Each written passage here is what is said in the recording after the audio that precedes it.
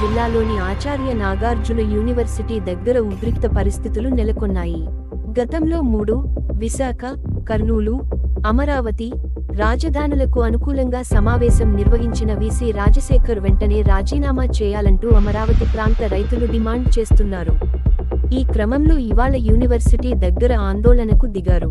ఇక నాగార్జున యూనివర్సిటీ లోపలికి వచ్చేందుకు రాజధాని రైతులు ప్రయత్నం చేయడంతో వారిని సెక్యూరిటీ సిబ్బంది అడ్డుకున్నారు. దీంతో వాళ్లు గేట్లు నెట్టుకుంటూ ఒక్కసారిగా లోపలికి వెళ్లగా అమరావతి రైతులను సెక్యూరిటీ సిబ్బంది అడ్డుకుని పక్కకు నెట్టేశారు. అయినా కూడా అమరావతి రైతులు వీసీ కార్యాలయానికి తాళం వేసి అక్కడే బైఠాయించారు. వెంటనే వీసీ రాజశేఖర్ తన పోస్టు నుంచి తప్పుకోవాలని డిమాండ్ చేశారు. రాజధాని రైతులు ఆందోళన చేస్తుండటంతో వర్సిటీకి చేరుకున్న పోలీసులు వారికి సర్ది చెప్పి